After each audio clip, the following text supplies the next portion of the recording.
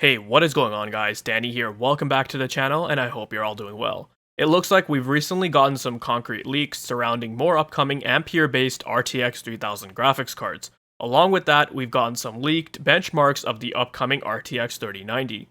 When Nvidia had made their announcement earlier this month, with the way they positioned the cards, and more obviously if you go by their previous track records for past generation series of GPUs, they definitely made it seem like there would be more models they could squeeze in the lineup. You could clearly see that with stuff like pricing and specifications between some of the models. For example, the RTX 3080, which was announced for $699 US and only has 10GB of GDDR6X memory, if you wanted to jump up to the next step, you'd have to pay $1499 for the RTX 3090, which has 24GB of VRAM. That's just over double the cost of the 3080, which if you're a gamer, I'll tell you this right now, isn't worth paying for over the 3080. So while we're on the topic of the RTX 3090, let's discuss these benchmark leaks which have come out. One of the first leaks which came out was from Video Cards, where they had managed to find 3D Mark TimeSpy scores for the RTX 3090, showing approximately a 19 to 20% improvement over the 3080. There were two results, one from the regular TimeSpy benchmark, which runs at 1440p, and the other one which was TimeSpy Extreme, which runs at 4K, which would yield a higher result, but it's just a mere 1% improvement. Furthermore, after they published their leaks, there were some other known hardware leakers that started to post their results too, one of whom was Tuum Apisak that managed to get some results from the Geekbench database. Here the RTX 3090 only manages a 15.7% lead over the RTX 30 in regards to the CUDA benchmark. That's even lower than the margins we saw from the 3D Mark TimeSpy results. Video Cards did also post some more screenshots of 3D Mark scores that were sent to them anonymously, and the scores seem to line up with their own. From what we're seeing so far, these results don't actually look that promising for gamers, that is. Because keep in mind, these are synthetic benchmarks which will use the GPU and its resources to their fullest extent. Oftentimes, these same differences don't translate exactly to real-world scenarios such as gaming, and more often than not are quite a bit lower, because games aren't optimized like these benchmarks are. Speaking of gaming benchmarks, this leads us into our next set of leaks, which comes from TechLab, who are a known review channel on the popular Chinese vlog site Bilibili. These guys actually posted a review of the RTX 3080 before NDA lifted, and the results did for the most part line up with what we saw from other tech review outlets. So yeah, take it with a grain of salt, but at the same time, I wouldn't be too dismissive about them either. In regards to the results, they did test out quite a few games here, and thanks to Video Cards for putting all the results in this nice chart for us. And you guys can see the results are, to be quite frank with you, very underwhelming. On average, we're seeing about a 10% improvement over the RTX 3080.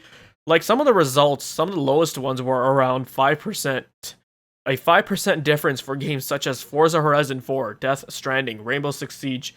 That's extremely disappointing to see because that wouldn't be a noticeable improvement at all. What makes this even more of an intriguing topic is that what we're seeing here is that Ampere clearly scales very poorly with large increases to CUDA cores and VRAM. This is a topic I'll talk about in more detail in a different upcoming video, but to be brief, when you take into account the 10,000 CUDA cores, massive 24GB VRAM buffer, and the increased power consumption, along with that $1,500 price tag, for gaming the 3090 just isn't showing the right performance scaling in games. Now, I'm not exactly sure as to why that could be, but I'm leaning towards the card being power starved, despite running at like 380 watts. Regardless, I'm calling it right now, and when you see reviews for this card go live next week, you'll be disappointed to find out that it won't offer performance that's appropriate relative to how much the 3090 costs over the 3080.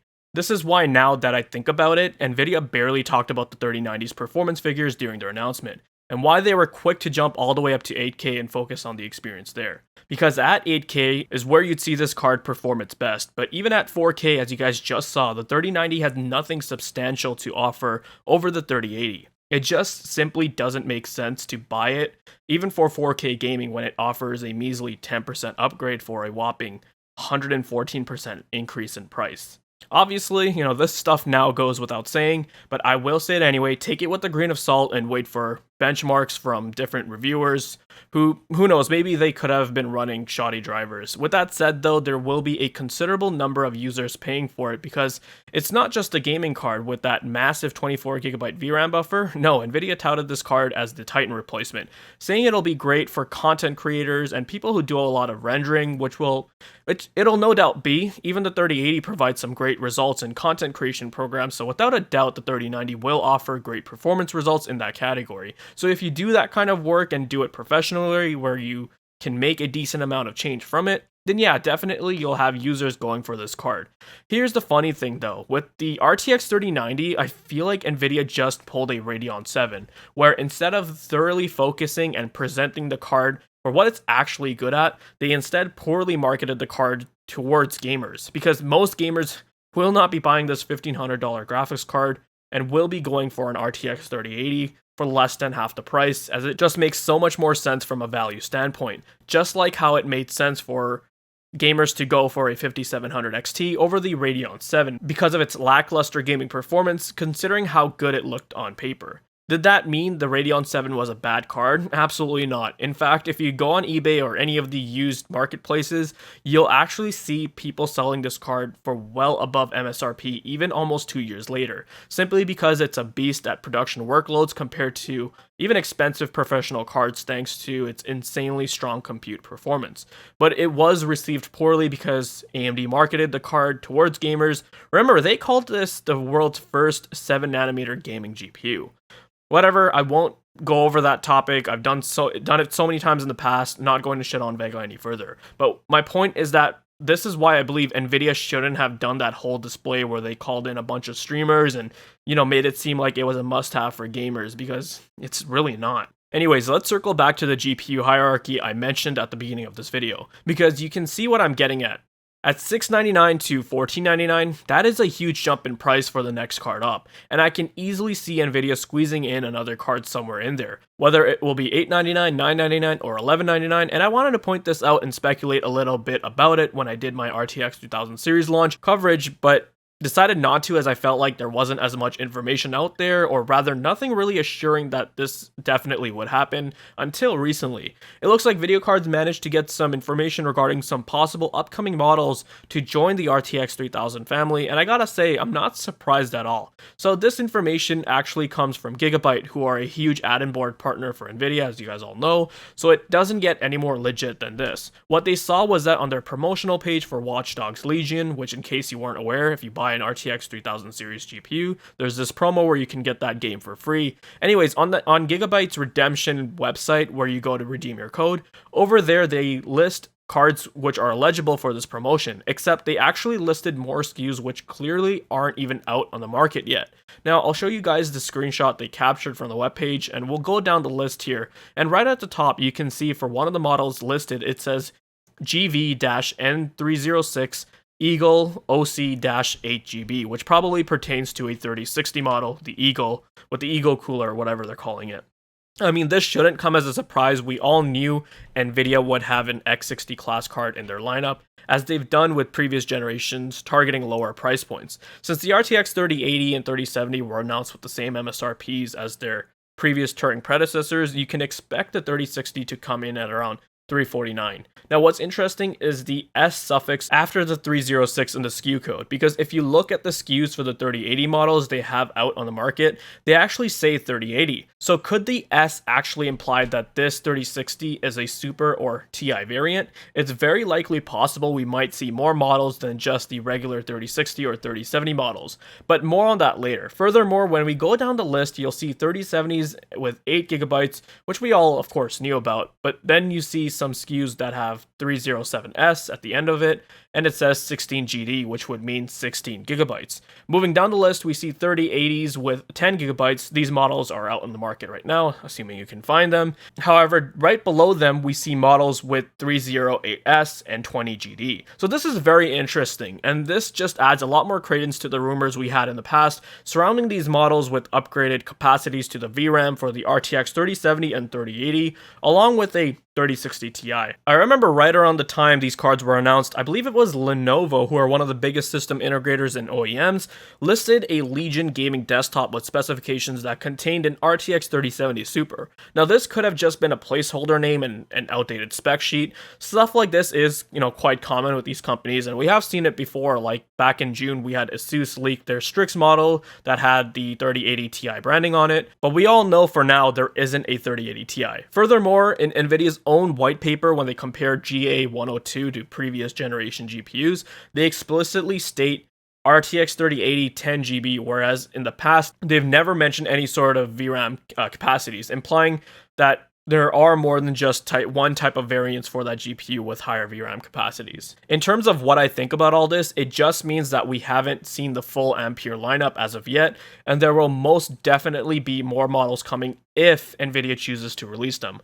We now know that the 3070 8GB model will be released on the 15th of October.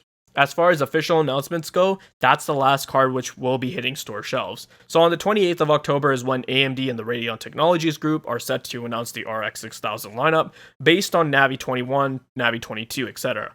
We don't know how many models they'll release, but you can bet there will be more than one. In fact, earlier this week, they had tweeted out an image showing the design of one of their RX 6000 graphics cards, which I had made a video about. However, a few days later, we had guys like Jay's 2 Cents and Red Gaming Tech release more images of the card that RTG just didn't show, which I was kind of baffled by why they didn't show it, because it gives us a much better look at the card too, instead of shoving Fortnite in people's faces who don't care about that game.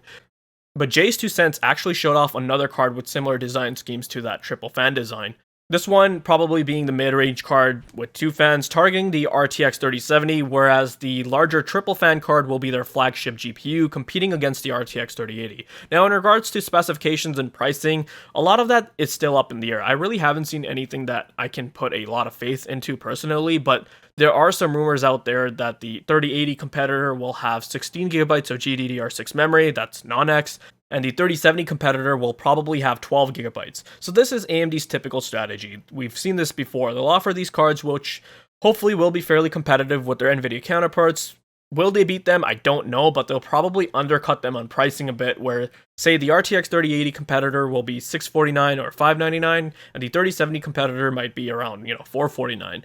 Whatever happens, I'm sure Nvidia will retaliate, and some of these leaked models of the RTX 3080 and 3070 with bumped up memory specs could be their answer to that. We have seen that in the past with Nvidia, releasing super cards, part of the Turing refresh, right after AMD announced the 5700 series. They released the GTX 1070 Ti in order to have a card that could reliably beat Vega 56. Now, in regards to pricing for an RTX 3080 20GB model, I feel like they could easily slot that in at around, $900. And I don't think they will lower prices of the current cards, not unless AMD absolutely thrashes them, that is, but we'll see what happens once the cards are released. But like I said, it all comes down to what AMD and the Radeon Technologies Group do. If they can come to the market swinging and give Nvidia a run for their money, then yeah, I definitely feel like Nvidia will respond by releasing these cards with larger memory buffers with either the Super or Ti branding. If worst case scenario, AMD aren't as competitive to warrant a response, then it's possible we might not even see the models at all, and they'll keep their lineup as it is and focus on the mainstream and entry-level cards with cards like the 3060, and maybe there might be a 3050 this time around, or I don't know what they're going to call it, a 2660. It's going to be kind of weird. It'll be interesting to see how the next couple of months play out. We've still got a lot more hardware to look forward to, and I think we haven't seen all of Nvidia's cards just yet. I just wish I could have gotten an RTX 3080 by now, but I digress. I hope you guys found this video to be informative and helpful. Let me know your thoughts down below. Check out the video description on ways to support the channel and for my other videos. If you guys are interested in more content like this, then make sure you subscribe. Thanks for watching, take care, and I'll see you guys in the next one.